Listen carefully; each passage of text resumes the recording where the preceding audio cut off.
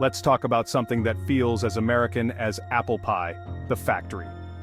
For generations, the hum of machinery was the heartbeat of this country, a symbol of progress and pride. But that sound faded as factories closed and jobs went overseas. The loss wasn't just economic, it was personal for millions who felt left behind. Now, whispers of reshoring and onshoring are growing louder. Companies are rethinking the logic of chasing the cheapest labor. Are we on the verge of a manufacturing comeback? Let's dig into why factories left, what it did to our communities, and what's changing now. This isn't about nostalgia, it's about real challenges and new opportunities. Is a manufacturing renaissance possible? Let's find out. If we want to bring factories back to American soil, we first have to understand why so many of them disappeared in the first place. The story of American manufacturing is one of innovation, hard work and pride, but also of tough choices and global shifts that changed everything. The main reason for the exodus? Money. As labor costs soared in the US, companies found it almost impossible to resist the lure of cheaper workers overseas. In countries across Asia and beyond, wages were a fraction of what American workers earned, making outsourcing not just attractive, but almost inevitable for businesses trying to survive. But it wasn't just about lower wages. American factories faced a mountain of regulations, safety standards, and environmental rules. While these protections are important, they also added layers of cost and complexity. For many companies, the burden became too heavy, pushing them to seek friendlier business climates abroad. Meanwhile, global trade deals opened up new markets and opportunities, but they also exposed American factories to fierce international competition. Suddenly, products from halfway around the world could be shipped cheaply and quickly, making it harder for local manufacturers to keep up. To make matters worse, some foreign governments actively supported their industries, offering subsidies, tax breaks, and state-of-the-art facilities. This gave their manufacturers a huge advantage, making it even tougher for American companies to compete on a level playing field. The result was a wave of offshoring that swept across the country, hollowing out entire towns and leaving skilled American workers without jobs or hope. Communities that once thrived on manufacturing were left struggling to find a new purpose. Companies followed the logic of efficiency and profit, but in doing so, they often ignored the human cost, the families uprooted, the dreams deferred, and the sense of security lost. In the end, we lost more than just jobs. We lost a piece of our national identity, a sense of pride that came from building things with our own hands and supporting our own communities.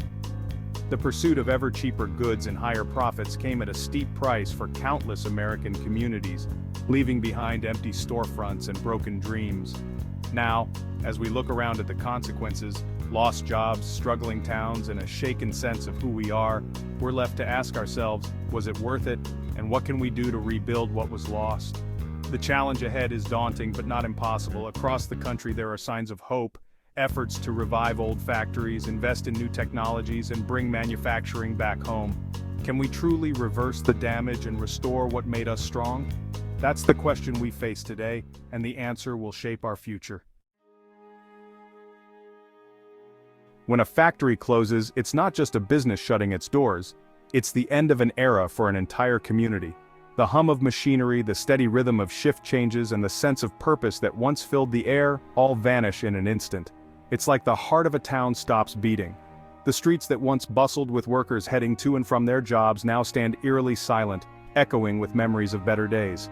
Main streets empty, diners close, and for lease signs multiply. The local coffee shop that served generations of workers, the hardware store that supplied the factory, and the family-owned diner where people gathered, all begin to disappear one by one. The ripple effect is brutal. Jobs vanish, local businesses suffer, and tax bases evaporate.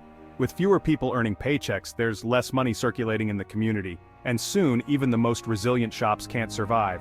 Schools, roads, and services decline as communities spiral downward.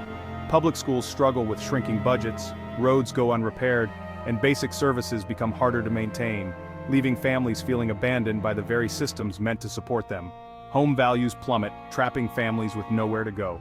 For many, their homes represented a lifetime of hard work and savings, but now, those investments are worth a fraction of what they once were, making it nearly impossible to start over somewhere new. The damage isn't just economic, it's psychological. The sense of loss and uncertainty seeps into every aspect of daily life, affecting not just wallets but hearts and minds. Generations took pride in building real things. Now, many feel discarded. The skills and traditions passed down through families are suddenly obsolete, leaving people questioning their place in the world and their value to society. Despair rises, fueling addiction and social problems. As hope fades, some turn to substances to cope, and communities once defined by hard work and resilience now struggle with rising rates of addiction, crime, and broken families. This is the legacy of offshoring we rarely discuss. The decision to move jobs overseas may boost corporate profits, but it leaves behind a trail of broken towns and broken spirits. We talk about profits, but forget the human wreckage. Behind every closed factory are thousands of stories of dreams deferred, of families uprooted, of futures made uncertain. Entire regions, once industrial powerhouses, became the Rust Belt. These cities and towns, which once fueled the nation's growth, now stand as reminders of what's been lost and the cost of decisions made far away. Before we talk about bringing factories back, we must acknowledge this deep wound. Healing begins with understanding the true impact on people, on families, and on the fabric of our nation. It's a debt we owe to these communities. Their sacrifices and struggles should not be forgotten or ignored. They deserve recognition, support, and a real chance at renewal. Finding a better way forward is not just an option, it's a responsibility.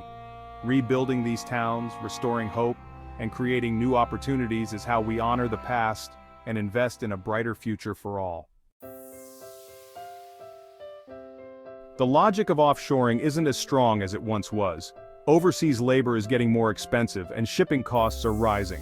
Recent crises, pandemics, shipping delays, political tensions, have exposed the risks of distant supply chains. Companies now see value in manufacturing closer to home for stability and control. Technology is transforming factories. Robotics, 3D printing, and AI make American plants more efficient.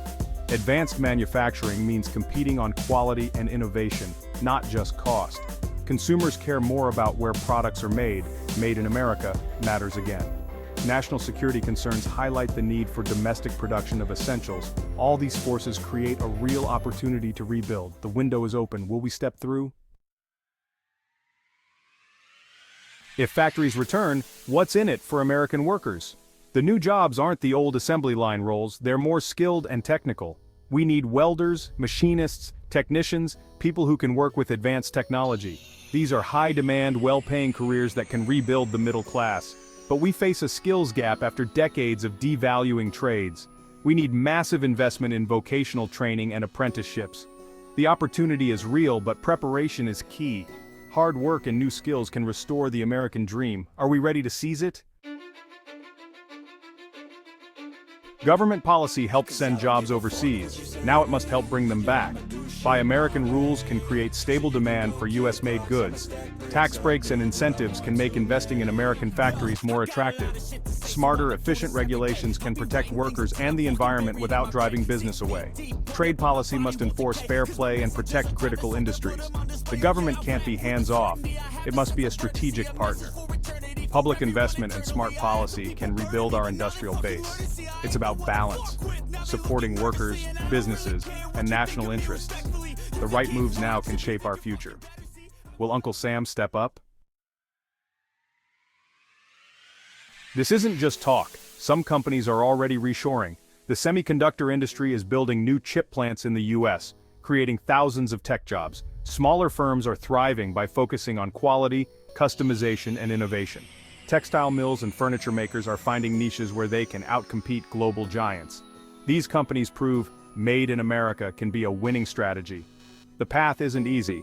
Finding skilled workers and rebuilding supply chains takes time and money. Some efforts will fail, but every success provides a roadmap. Big investments from companies like Ford send a powerful message. There's a future in American manufacturing. These stories move the conversation from if to how. They inspire others to follow. Each success helps rebuild the industrial ecosystem we lost. The movement is real. The proof is growing. New factories mean more robots, but that doesn't mean fewer jobs. Robots handle the dull, dirty, and dangerous tasks, freeing humans for skilled work. The job shifts from manual labor to programming, maintaining, and overseeing robotic systems. Automation makes American factories competitive, boosting productivity. This creates demand for technicians, engineers, and support staff, careers that didn't exist a generation ago. The challenge is training people for these new roles. Embracing robots as partners is key to our manufacturing revival. They're not taking jobs, they're creating better ones. Can factories make a comeback in the US? For decades, American manufacturing was the backbone of our economy, providing millions of jobs and fueling communities across the nation. But as times changed, many wondered if those days were gone for good. Now, a new question emerges. Can we bring back the spirit of American industry? And if so, what will it look like? Yes, but it won't look like the past. The factories of tomorrow are not the smokestacks and assembly lines of yesterday. Instead, they're clean, efficient, and powered by cutting-edge technology. Robotics, artificial intelligence, and automation are transforming how we build, making production faster, safer, and more precise than ever before.